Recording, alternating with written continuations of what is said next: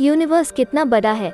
21 century के modern time में भी क्या हम जान पाए हैं कि यूनिवर्स कहाँ से चालू और कहाँ से ख़त्म होता है। अगर आपसे पूछा जाए ये फुटबॉल या आपका घर कितना बड़ा है, वो तो आसानी से आप मेजरमेंट से बता सकते हैं, लेकिन जब बात यूनिवर्स की आती है तो यकीन करना मुश्किल हो जाता है। तो आज हम इसी टॉपिक को इस वीडियो में बताने वाले हैं, इसीलिए इस वीडियो को शुरू से लेकर अंत तक जरूर देखना।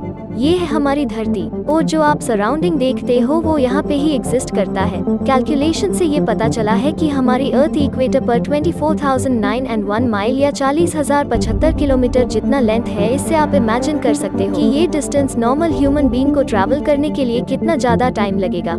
लेकिन जो धरती हमारे लिए इतनी बड़ी है वो असल में यूनिवर्स के मुकाबले कितनी बड़ी है। तो शुरू करते हैं हमारे नेचुरल सैटेलाइट मून से। नॉर्मल आंखों से देखने पर चांद हमें सबसे नजदीक और सबसे बड़ा लगता है, लेकिन रियलिटी में चांद हमसे 3,84,467 किलोमीटर दूर है।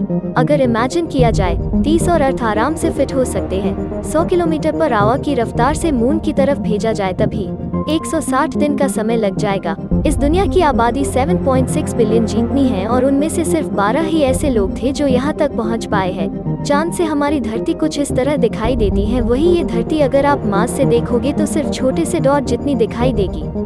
मास की दूरी हमारी धरती से एवरेज 225 मिलियन किलोमीटर तक है। ये डिस्टेंस इतना है कि लाइट को भी यहाँ तक पहुँचने में 20 मिनट का समय लग जाएगा। इसका मतलब अर्थ से मास तक इंस्टेंटली कम्युनिकेशन करना इम्पॉसिबल है। इंसान द्वारा बनाया गया स्पेसक्राफ्ट वॉयेजर 1 जो यूनिवर्स में सबसे ज्यादा ट्रैवल कर चुका है, प्रेजेंट में इसकी दूरी धरती से 141 AU जितना है। AU मतलब एस्ट्रोनॉमिकल यूनिट। 1 एस्ट्रोनॉमिकल यूनिट यानी धरती से सूरज से डिस्टेंस का इसका मतलब वॉयेजर 1 सूरज और धरती के आपसी डिस्टेंस से 141 गुना ज्यादा दूर है।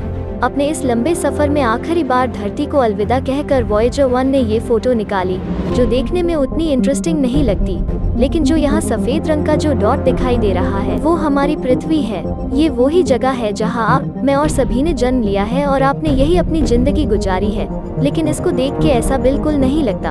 वॉयेजर 1 आज के टाइम में 17 किलोमीटर प्रति सेकंड की रफ्तार से स्पेस में ट्रैवल कर रहा है। सुनने में ये स्पीड बहुत ही ज्यादा लग सकती है, लेकिन अगर इसी स्पीड से वॉयेजर 1 ट्रैवल करता है तो आने वाले 33,000 साल में भी ये हमारे गैलेक्सी मिल्की वे को क्रॉस नहीं कर पाएगा।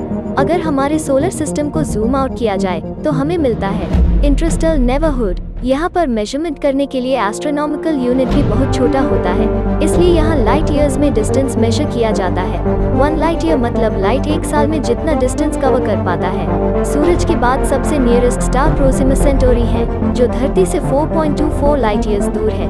वहाँ तक वॉयेजर 1 स्पेसक्राफ्ट को प्रेजेंट स्पीड से पहुँचने में करीब 70,000 साल लग जाएंगे, और जूम आउट करने पे अपना मिल्की वे गैलेक्सी दिखाई देगा। और इस एरिया में दिखाई दे रहा छोटा सा येलो डॉट सन है। तो जरा सोचिए, हमारी पृथ्वी इस मिल्की वे के मुकाबले एक रेती के दाने से भी छोटा है। हमारी गैलेक्सी के एक कोने से दूसरे कोने तक का डिस्टेंस 10,000 लाइट ईयर्स में फैला हुआ है, और यहाँ 10,000 करोड़ प्लैनेट और स्टार्स है।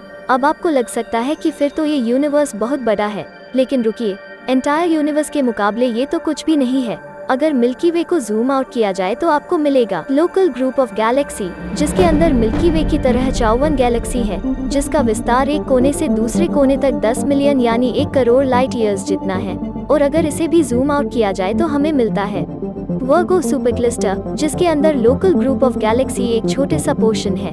यह एटलीस्ट 100 से ज्यादा लोकल ग्रुप ऑफ गैलेक्सी पाए जाते हैं। यहाँ एक कोने से दूसरे कोने की दूरी 10 करोड़ लाइट ईयर्स जितनी है, लेकिन यूनिवर्स इसे भी बड़ा है। इसे भी जूम आउट किया जाए तो हमें मिलता है लानिया सुपर क्लस्टर, जहाँ पिछले सुपर क्लस्टर का साइज महज 10 पार्टिकल जितना है। यहाँ दूरी एक कोने से दूसरे कोने की 52 करोड़ लाइट ईयर्स की है। और अगर इसे भी जूम आउट किया जाए तो लानिकिया सुपर क्लस्टर भी एक छोटा सा भाग है उस यूनिवर्स का जिसे हम ऑब्जर्वेबल यूनिवर्स कहते हैं। लेकिन इसका ये मतलब नहीं बनता कि यूनिवर्स यही तक सीमित है।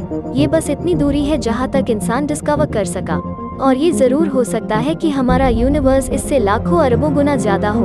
और हमें ये बात नहीं भूलनी चाहिए कि इस ऑब्जर्वेबल यूनिवर्स का सेंटर धरती को एज्यूम करके किया गया है, जो असल में रियलिटी नहीं है।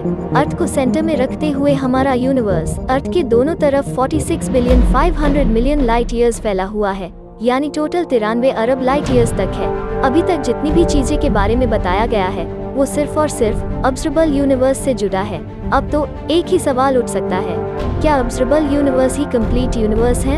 असल में यूनिवर्स दो पार्ट में डिवाइडेड है। एक है ऑब्जर्वेबल यूनिवर्स, जिसे मॉडर्न साइंस देख या जान पाया है, और दूसरी तरफ है द होल यूनिवर्स, जो ऑब्जर्वेबल यूनिवर्स के साथ साथ वो हिस्सा भी आता है जिसे अभी तक हम इंसान जान नहीं पाए हैं। एग्जाम्पल के तौर पे जैसे लंबी टावर पूरे दुनिया का सेंटर नहीं हो सकता, वो दुनिया के छोटे से हिस्से का सेंटर है। वो हिस्सा जिस पर बैठा हुआ इंसान देख सकता है, वो उसके लिए ऑब्जर्वेबल यूनिवर्स है।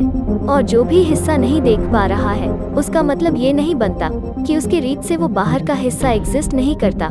यानी टावर पे बैठे उस आदमी की आंखों के पहुंच से दूर जितना भी पोर्शन है, वो पोर्शन उस आदमी के लिए वो नॉन ऑब्जर्वेबल यूनिवर्स है। और ये पूरा universe observable and non observable universe को मिलके बनता है। आई होप इस एग्जाम्पल से observable and non observable universe का डिफरेंस समझ में आ ही गया होगा।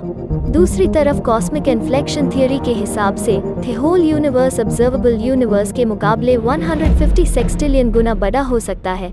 जिस नंबर में कुछ इतने जीरो आते हैं, हमारे धरती का साइज पूरे ऑब्जर्वेबल यूनिवर्स के मुकाबले उतना ही बड़ा है जितना एक वायरस हमारे मिल्की वे गैलेक्सी के मुकाबले है। पूरे वीडियो को समराइज किया जाए तो यूनिवर्स कितना बड़ा है? ऑब्जर्वेबल यूनिवर्स तो पूरे 93 बिलियन लाइट ईयर्स जितना बड़ा है। दूसरी तरफ द होल यूनिवर्स इन्फिनिट या अनंत जिसे कहते हैं। क्या यूनिवर्स का अंत या किनारा है? हाँ, ऑब्जर्वेबल यूनिवर्स अर्थ को सेंट्रलिज्म करते हुए दोनों तरफ 46 बिलियन लाइट ईयर्स तक ही पहुंच है, और वही 46 बिलियन लाइट ईयर्स दूरी पे ही ऑब्जर्वेबल यूनिवर्स का किनारा है। दूसरी तरफ द होल यूनिवर्स में शायद कोई सेंटर नहीं है। ये हमें नहीं भूलना चाहिए कि यूनिवर्स लगातार फैलता जा रहा है और ये वक्त के साथ और भी बड़ा होता जाएगा। तो ये पूरा यूनिवर्स आपको कितना बड़ा लगता है? नीचे कमेंट में ज़रूर बता देना। अगर ये वीडियो अच्छा लगा हो तो लाइक एंड सब्सक्राइब ज़रूर कर देना।